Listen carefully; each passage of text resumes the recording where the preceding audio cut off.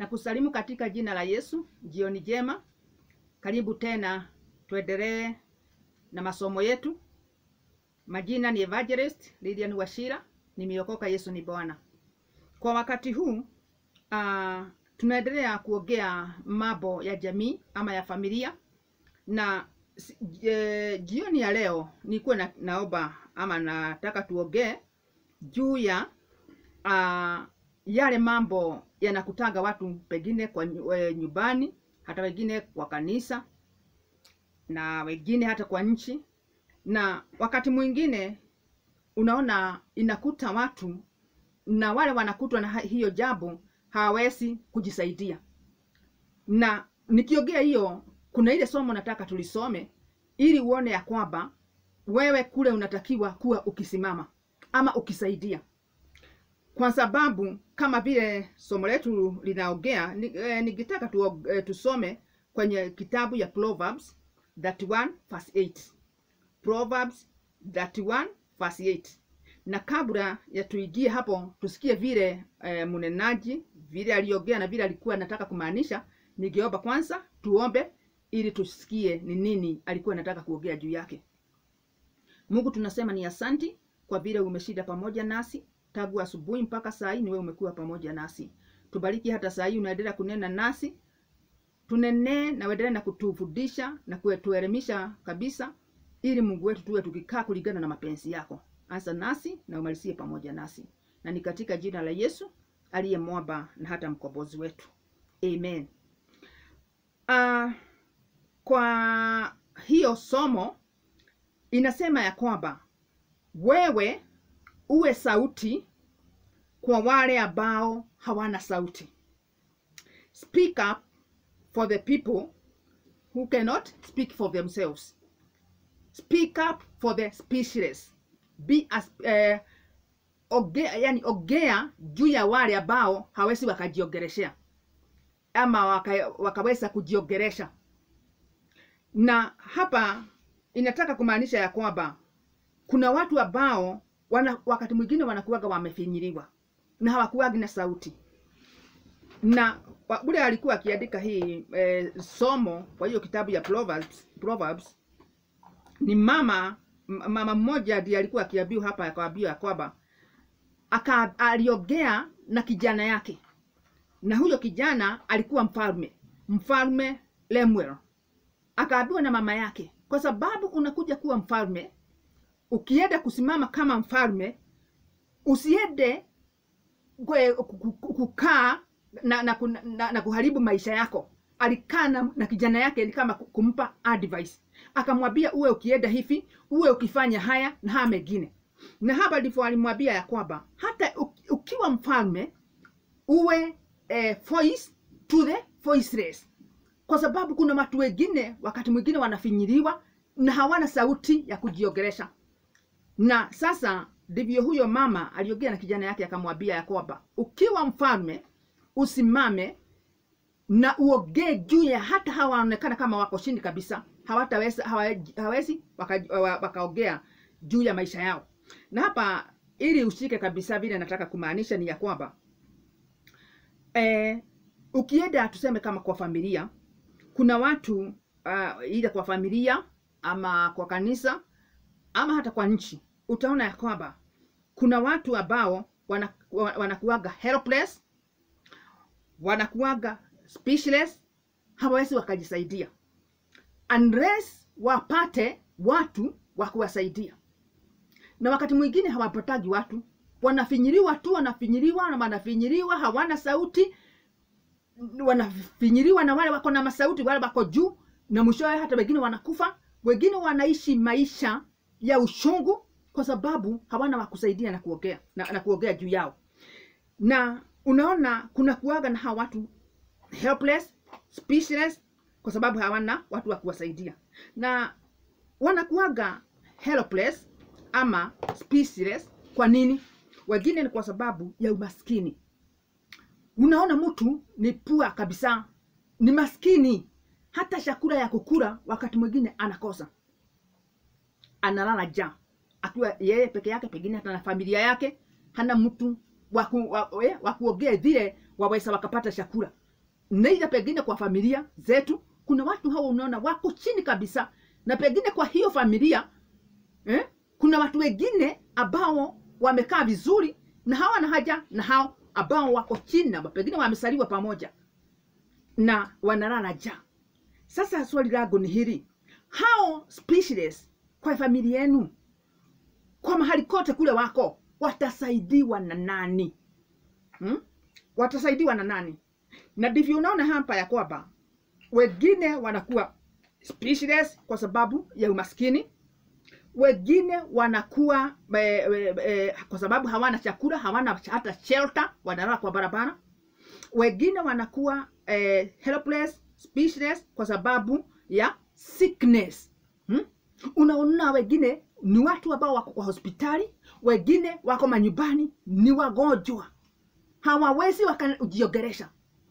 Kwa hivyo wanahitaji wale wataongea juu yao kwa sababu ya hiyo magonjwa. Wako nyumbani, wengine wako hospitali, wamefinyiriwa, hawawezi matigearereria, lakini wanahitaji, ni marafatara andu akwaria iguru riao.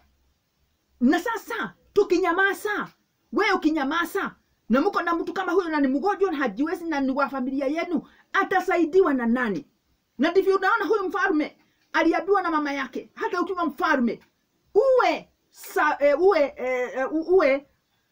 voice to the voiceless, kwa sababu wako na ni wengi, hawakuwagi na watu wa kuongea juu yao. Wengine tukitoka kwa hao ni wagonjwa, wengine ni wale oppressed, wengine ni wale pengine tuseme wako kwenye prison, gereza kwa sababu ya pengine ya pombe, wale wamefinyiriwa na kukunywa kwa pombe. Unaona huyo mtu anafinyiriwa na hiyo spirit ya mapombe, anarudishwa pale chini. Hata tuseme ni mtu wa familia, hata akikuja wakati ule familia iko pamoja, hakuwagi na sauti. Hakuwagi na sauti. Unaona tu anajivinyiria tu kwa kona ya nyumba kwa sababu anajiona hana sauti. Hata akitoa sauti yake haiwezi ikasikilizwa, ni ya mtu uko chini, hawezi akasikilizwa kwa sababu amepelekwa hapo na pombe, amekunywa, amefanyika kuwa maskini kabisa. Ni kwa sababu ya kufinyiriwa na hiyo spirit ya pombe. Lakini swali ni hili: ni wa familia yenu, ni wa eneo yenu, ni wa kanisa lenu, msaada wake utatoka kwa wapi? Nani atakuwa voice kwa hao watu? Ni akina nani? Sasa pia kuna wengine wanakuwa speechless pia kwa sababu wameashwa. Tuseme kama hawa watoto tunasemaga ciana cia ndigwa, atumia ndigwa, athuria ndigwa, ciana cia ndigwa cia ngoriai, wale ambao walikufiwa na wale wengine na wakaenda. Sasa pengine ni wale walikuwa breadwinners, so wale wameashwa, wamefinyiriwa, hawana sauti, wanasubuka. Wanasubuka, hawana chakula, hawana mafasi, hawana kile kingine mtu wa kawaida anahitaji. So swali ni hili: hao watu wote ambao hawana hiyo sauti, ni nani atawasaidia? Hiyo ndio swali yangu siku ya leo. Ni nani atawasaidia? Na ndivyo ukirudi kwenye kitabu ya Mungu, kwenye Biblia, unaona ya kwamba tuna watu kama hao wengi sana ambao walikuwa wale walisaidia wale walikuwa voiceless. Na ukiangalia for example, unaona ya kwamba tukiangalia mtu kama Mordekai na Esther, walisikia ya kwamba ni wakati wa watu wao kumalizwa na kuuawa, na hao watu hawakuwa na sauti, hawakuwa na lolote wafanye lolote. Sasa ni wagoje, ikiwa ni kumalizwa, wauawe, wamalizwe. Lakini kukawa na mmoja, kukawa na wale walisimama, huyu Mordekai na Esther.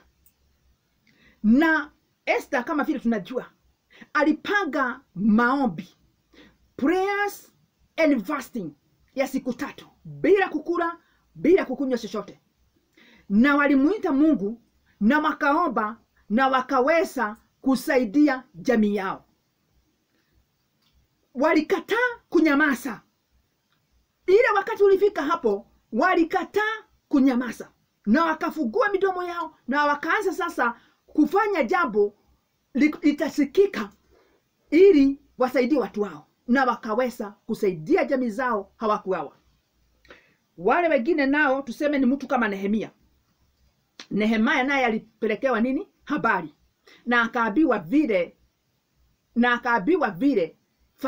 familia kule alikuwa ametoka vile kunaendelea, na vile watu wao wamesumbuliwa, na vile kuna mashida mengi, na vile hata kuta zimeanguka, vile kumeharibika. Naye huyu Nehemia alifanya the same. Naye alifunga kukula, akafunga kukunywa, akachukua masiku akiomba, akililia Mungu, na mwishowe aliweza kusaidika, na akaenda kwao na akajenga ukuta na akaweza kusaidia familia zao. Akawa sauti, kwa sababu hata alikuwa amekaribia sana mfalme, na akaweza kusaidia watu wao. Yani hiyo mashida haikuendelea, akaweza kuwasaidia. Na ukikumbuka tuseme mama huyu mama tunamuita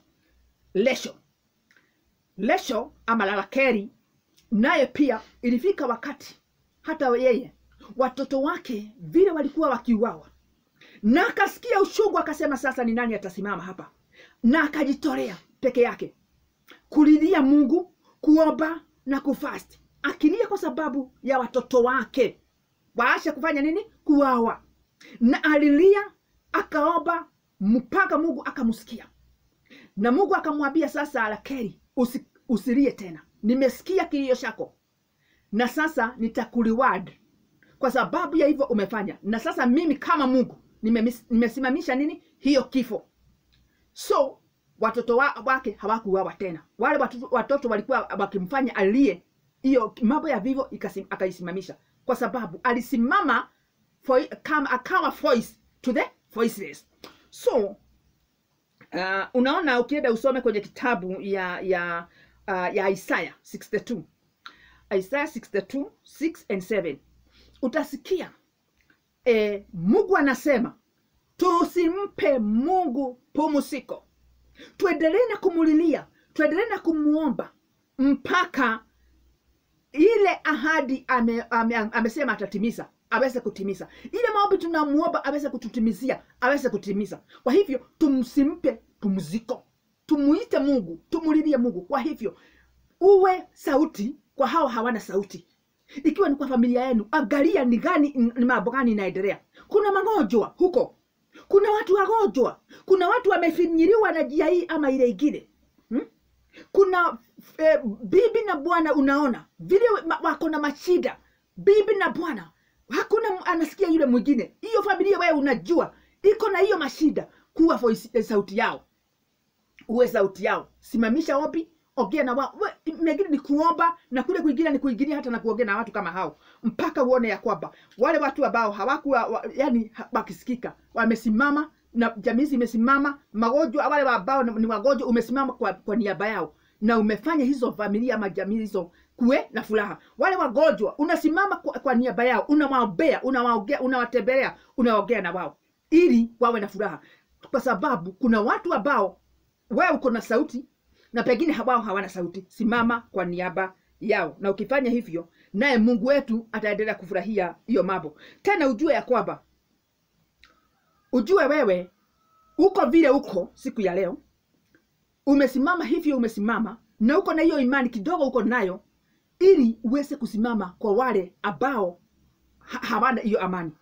Wewe unakula hiyo chakula umekula, ili uweze kusimama na wale ambao hawana chakula. Na ndivyo Mungu amekufanya hivyo, amekufanya ili uweze kufanya nini? Kusimama hivyo na kusimama na wale wengine. Tuseme kama watu hawa wanakuwa prison, ni vizuri hata wao kuwatembelea. Unaenda unaongea na wao na unaomba na wao. Ni watu ambao hawana amani, wanaonaga tu wakiwa watu wa chini, unaenda unawapa yani tumaini, unaenda unawapa hope, unaongea na wao, unaomba na wao, unawapa hope. Na ukifanya hivyo ukawa kama niwe sauti yao kulilia Mungu, na Mungu analeta jibu, anamabariki na wao wanafurahia. Na mwisho niseme ya kwamba hiyo yote ninaongea kwa sababu Mungu, ukienda usome kwenye kitabu ya Ezekiel 22:30, Mungu anasema nini? Familia yenu kuna mashida, kuna wale wamefinyiliwa, kuna magonjwa, kuna mashida ya wale yote iko huko. Mungu ili ashuke na akuje huko kwa hao hawana sauti, kuna kitu kimoja tu Mungu anahitaji. Anasema kwenye hiyo Ezekiel, ate mimi, Mungu anasema anatafuta tu mtu, yule tu atatumia. Anatafuta tu mtu, ni nani atatumia ili aweze kuingia kwenu. Kwa hivyo wewe umepatikana, jitolee na just sacrifice yourself. Hata ikiwa niyo kuomba na kufunga, usimamie jamii yenu, usimamie familia yako, usimamie kanisa lako, na Mungu ataigiria. Na hao hawana sauti, kama vile huyo kijana alisaidiwa na mama yake, na wewe ndiye unaogeresha wa siku ya leo. Uwe sauti kwa hao hawana sauti, ulilie Mungu, na wakisaidika naye Mungu ataendelea na kukubariki. Nitafikisha hapo, tutaendelea siku nyingine na Mungu aweze kukubariki. Na nikimalizia ili tuombe, ningekuomba tu, ikiwa bado hauja subscribe, tafadhali piga hiyo kagegere ili tuende pamoja, na utanisaidia sana, kwa sababu utanifanya niweze kuendelea na kuonekana na watu wengi. So please, ikiwa ni njia moja ya kunishikilia na kufanya hii message naleta hapa iendelee na kuenda bali na kuwa nikileta mara mingi, subscribe please. Ingia hapo, piga hiyo kagegere hapo chini, comment anything, niambie jambo hapo chini na nitafurahia sana. Tena ulike ili tuendelee pamoja. Mungu akubariki na kuonekanie. Mungu, tunasema ni asante kwa vile umekuwa pamoja nasi. Ni asante kwa sababu ya kutuongeleshea ili tujue vile tunatakiwa kuwa tukifanya, our purpose here on earth. Na Mungu, ukiendelea na kutufunulia hivyo na kutusaidia kuwa tukifanya hivyo, utaendelea na kutubariki, tukiendelea nasi kusikilia wale wengine. Na ni katika jina la Yesu aliye mwamba na hata mkombozi wetu. Amen, amen, amen. Mungu akubariki sana.